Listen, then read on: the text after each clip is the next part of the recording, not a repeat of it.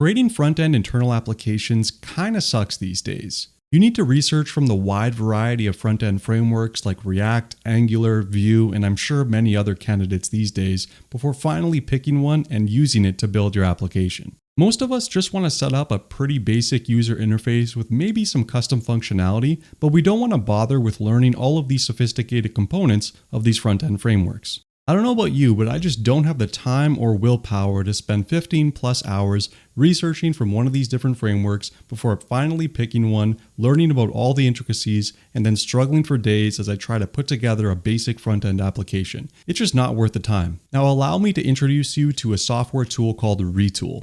Now Retool is a studio-style editor that allows developers to drag and drop widgets to create some pretty sophisticated front-end applications. Using Retool, you can link these widgets directly with your back-end databases or APIs to create some really interesting functionality, all without having to learn any front-end framework and all staying within the confines of the studio-style editor. Pause. Now I know what you're thinking. I'm introducing you to this brand new product that you've never heard about before. Now if you're a regular viewer of my channel, you'll probably know that I very rarely promote or talk about any other products besides AWS. And there's a very specific reason for this. I don't promote things that I don't believe are useful to you fine people. I don't talk about things that aren't going to be useful or just scams or gimmicks that I don't really think provide any type of value.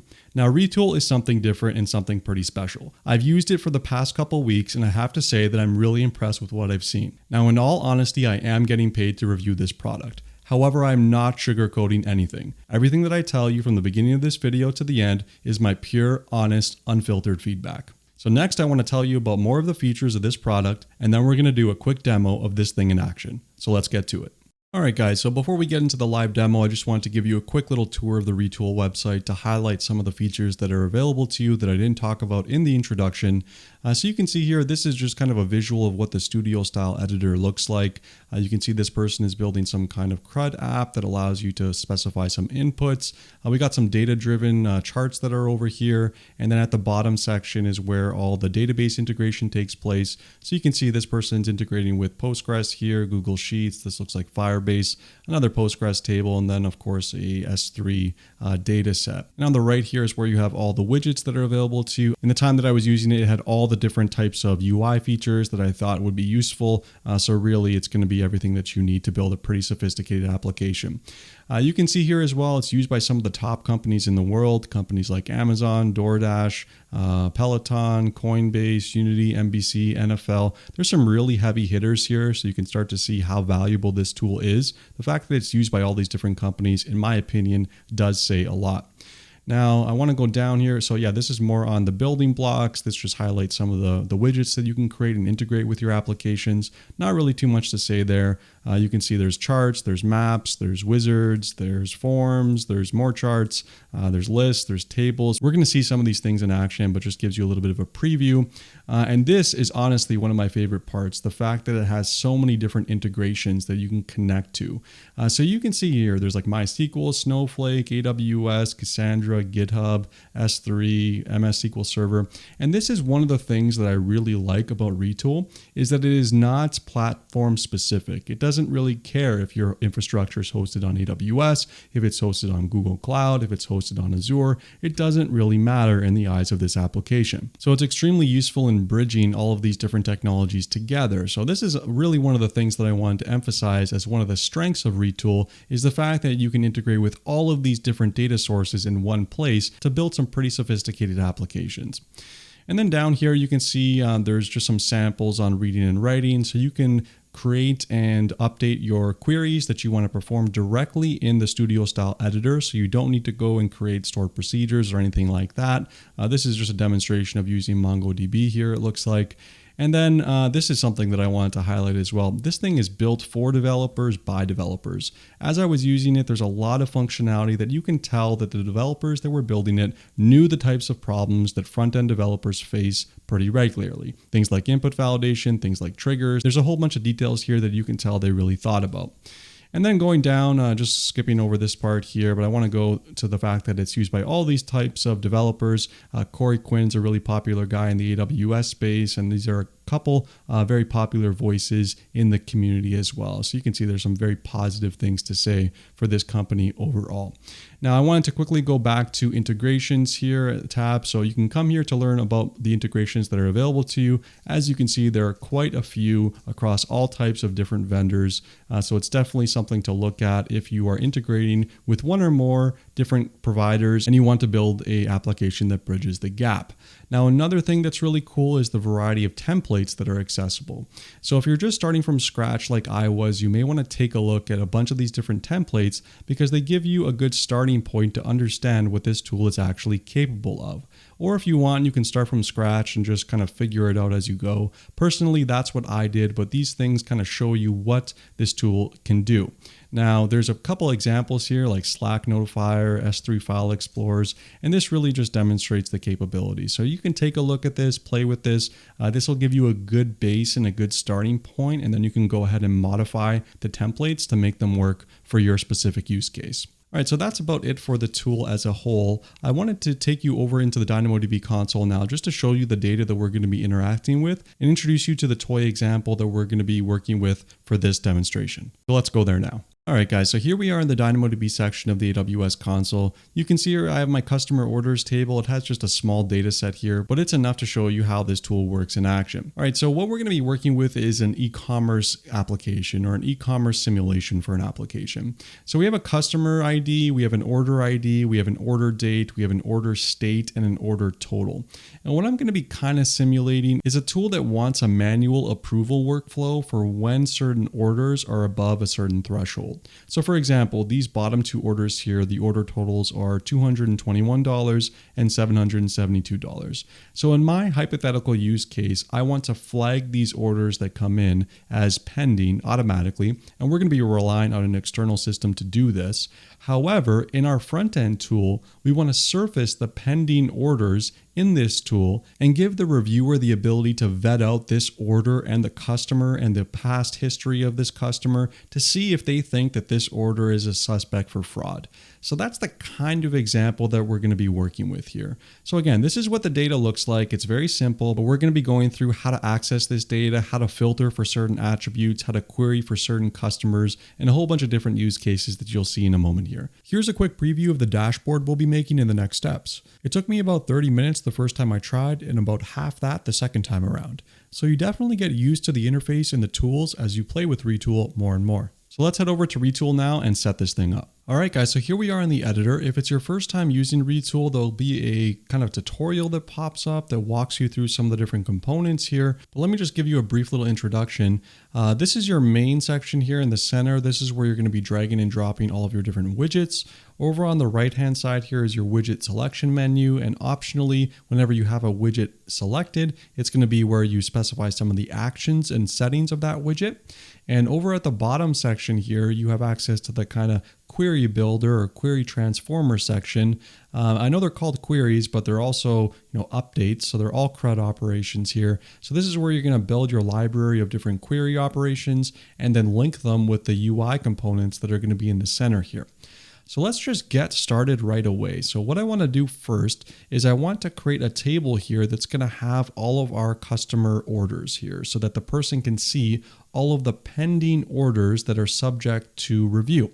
So let's set this up. First, I just want to drag a table into here in the widget. Right now, this is just giving us some basic data. It's just a pre-populated response. In order to get rid of this, I'm going to go to the right-hand side here, just select everything and delete it. So now we have nothing here, no rows found. Perfect. So what I want to do now is I want to create a DynamoDB query that's associated with this table and show the data that's in that table. So let's just do a very quick hello world scan operation in DynamoDB so that we can see everything that is there. So I'm going to go to the bottom and click on new. We're going to go to resource query. I'm going to make this bigger too because you always run out of real estate in this tool.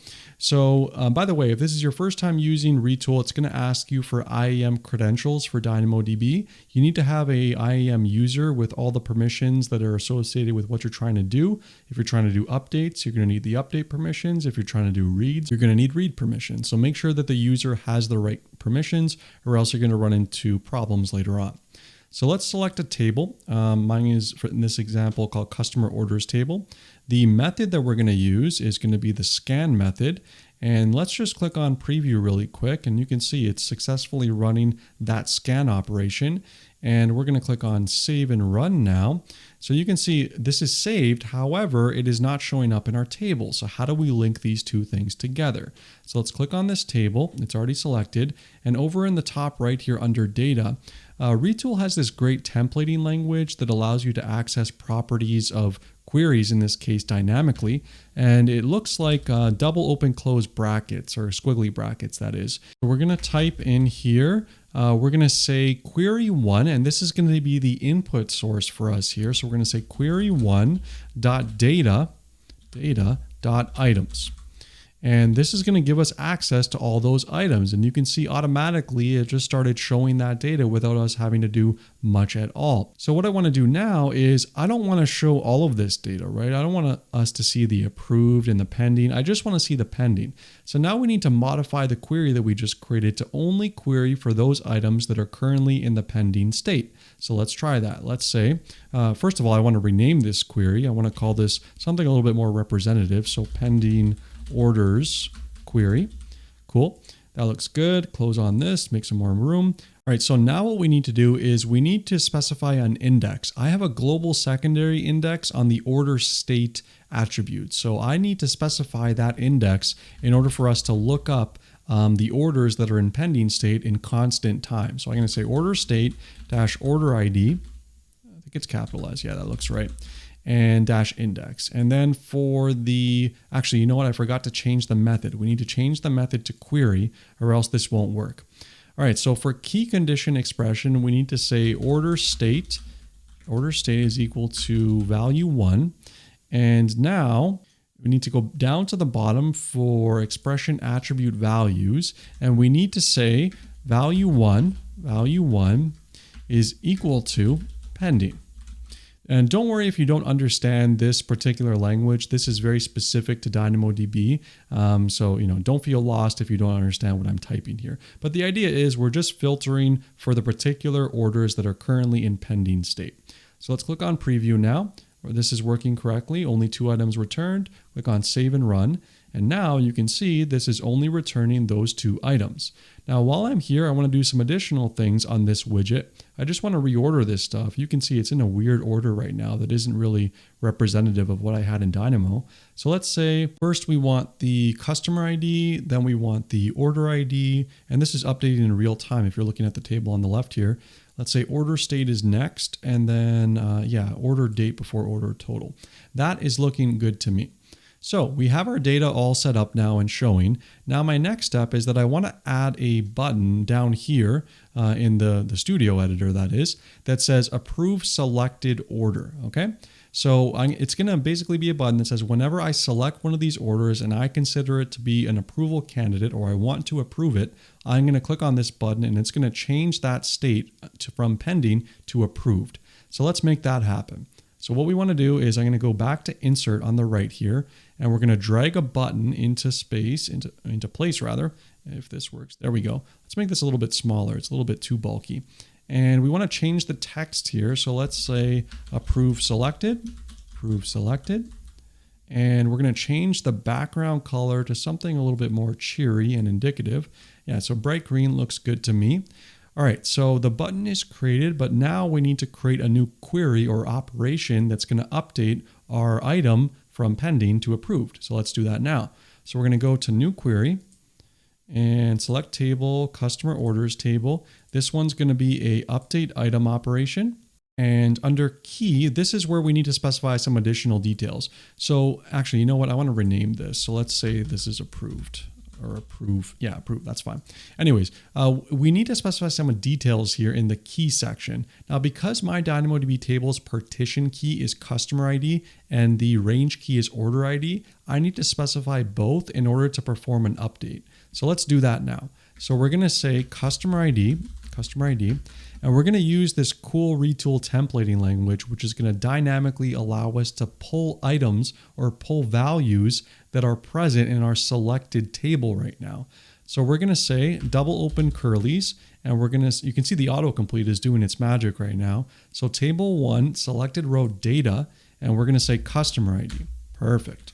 We're going to say comma over here. We need to do the same thing for order ID. And you can see here, if you notice, it's giving you a live preview of what it's going to do with what you currently have selected in the top here. So I have customer ID 3 selected. It's going to perform this on customer ID 3. Pretty cool. All right, so let's complete this. So selected row, oops, that's not what I wanted. Okay, selected row data dot order ID, and make sure you put a space between the squigglies and the end there. So you see now it is completing successfully in terms of the autocomplete. All right, so for update expression, we need to set the order state. So set order states is equal to value 1. And then value 1 under expression attribute values is going to be value 1. And you may guess what this is going to be. It's going to be approved. So let's just do that now.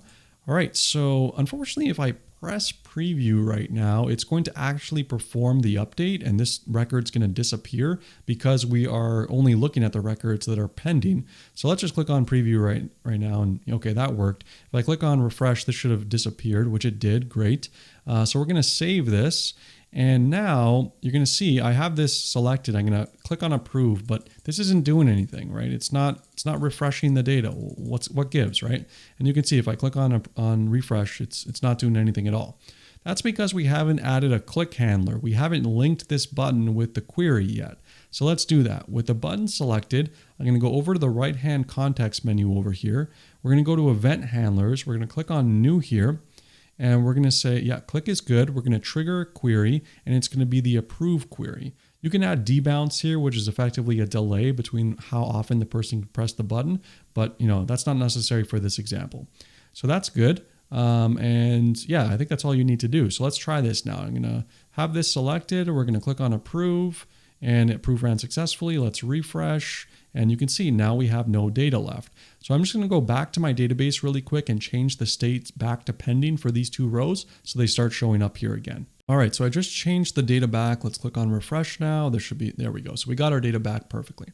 Okay, cool. So the next step is I want to add a similar button for the rejection workflow. So let's do the same thing, or kind of close to the same thing, except this time we're going to have a validation step in between here too. So let's drag another button in here. Oh man, it's a little bit wonky when you're dragging things in. Anyways, so let's say for this one, we're going to reject the selected. Okay, and give it a better color as well. Background color, let's make it cherry red. That looks good to me.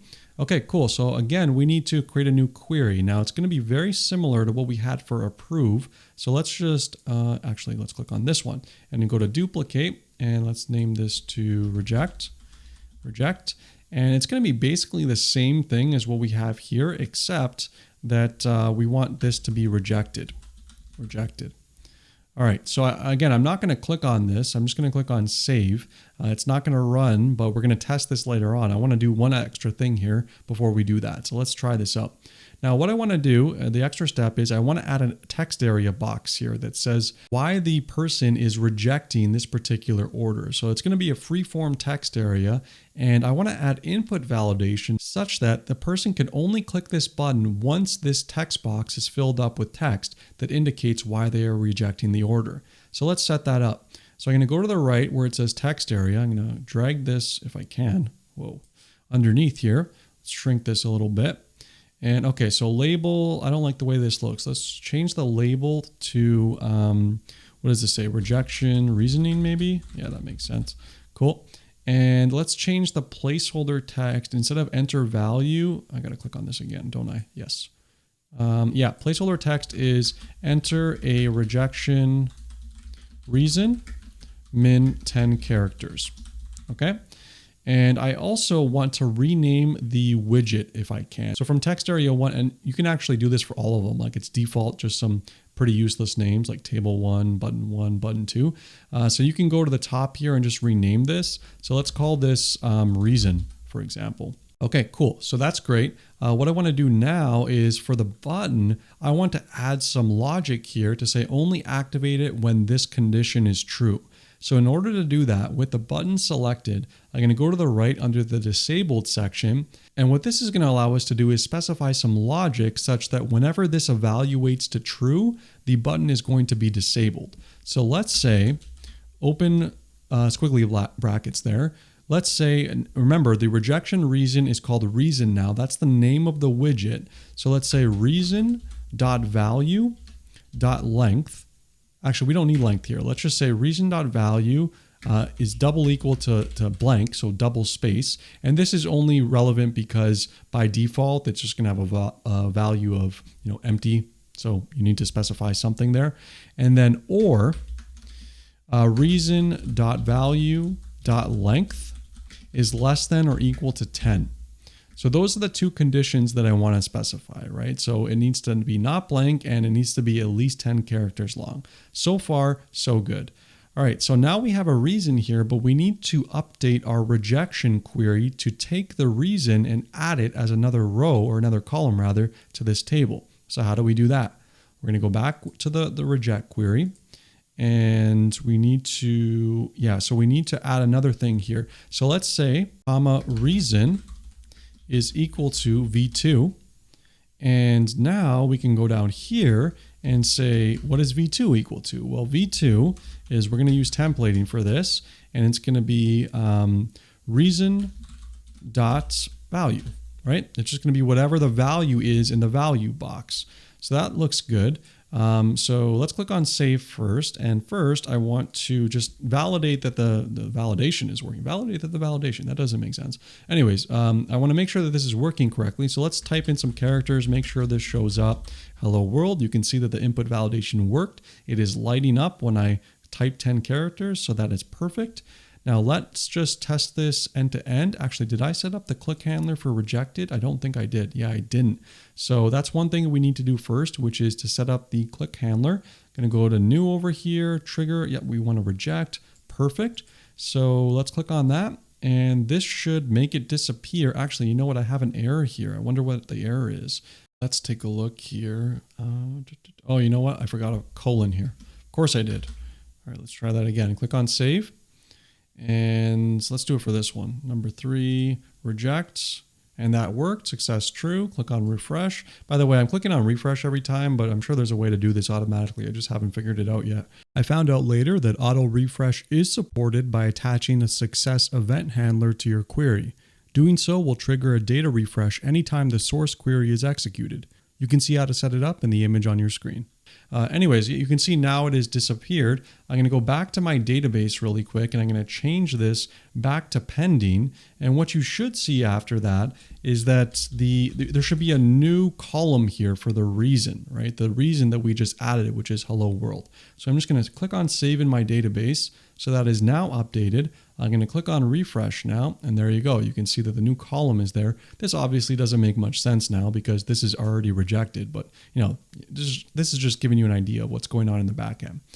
All right, cool. So now what I want to do is I want to add another component to this to help the decision support process in terms of marking an order as rejected or approved. And my thought process is, in order for a person to make that determination, I want the person to be able to see another table over here that has all of the order history for that particular customer that is currently selected. So if I have this row selected, I want to see all of customer ID 3's orders in the right-hand side here.